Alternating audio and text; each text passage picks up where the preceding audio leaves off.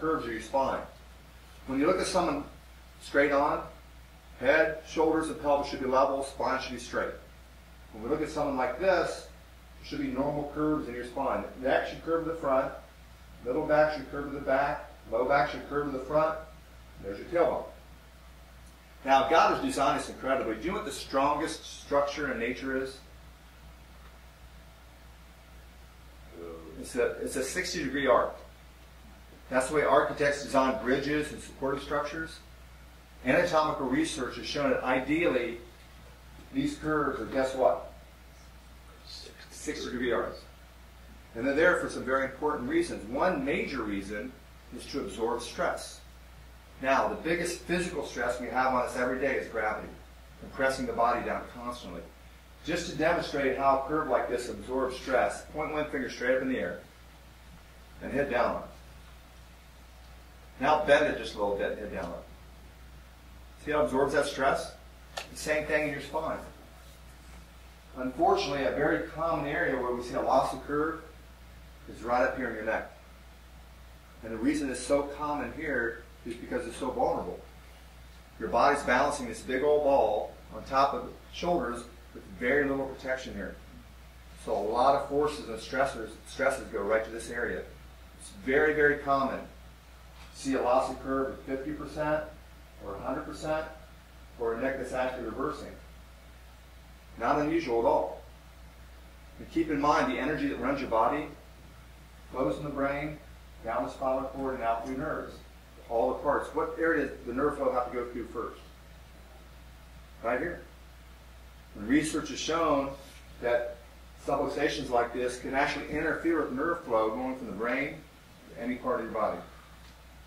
So when we see a subluxation like this, we want to get as much correction back in there as possible for that person. So what I want to do here is take a few minutes and show you a few before and after x-rays of a few of our patients. And I'll give you a little background on these people as well. And just to give you an idea of how common this kind of subluxation is, easily 90% of people, adults that come in here, have this kind of subluxation. Some loss of curve in their neck. Easily 90%. It's rare to see an adult have a good curve in their neck when they first come in this office. Look at this guy. 31 years old, his neck's reversing. You see that?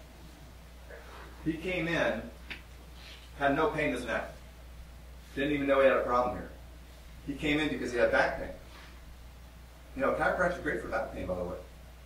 But he also had pain in his feet. He could hardly stand for 30 minutes at a time. And he had a lot of digestive issues, heartburn, indigestion. This was him 6 months later. Isn't that an awesome change? You know, 6 weeks into his care, we went back and did an exam to monitor his progress, and we went over his concerns. His back pain was gone, feet pain was gone, no more digestive problems. And you know, he could have said at that point, he could have said, Dr. Tom, I feel great, see you later, I'll come back when I promise. That's how some people use chiropractic. He would have really, though, left here with almost the same thing he came in with, minus some symptoms. It takes more time to make the structural corrective changes. You know, a big misconception I think people have about chiropractic is that each adjustment puts everything back in. And it jumps out, we put it back in, it jumps out, we put it back in, and that's what's happening. That's not what's happening. Each adjustment makes a little change. Each adjustment builds on the ones before it. So over time, we can get the best corrective changes in there for that person. Okay? Have you ever heard once you see a chiropractor, you have to keep going back? Have you ever heard that? Once you see a chiropractor, you have to keep going back? Oh, yeah. I've heard that. People have asked me that. And I usually answer that with a question. I say, well, once you see your dentist, do you ever go back? Once you change your oil in your car, do you ever change it again? Yeah. How much more important is it to maintain the health of your spine and nervous system that affects every part of your body? You know, I wouldn't be doing my best for you if I said, Brandy, your subluxations are corrected, your spine and nervous system are working great, you come back and you fall apart and get sick. I don't want that for you. I don't want that for anybody. So once we get the best corrective changes for each of you, we want to maintain it. That's what you're talking about, maintenance. Right? We're still under stresses every day that cause subluxations. You know, we should do all these things our whole life, right? We need to do it consistently.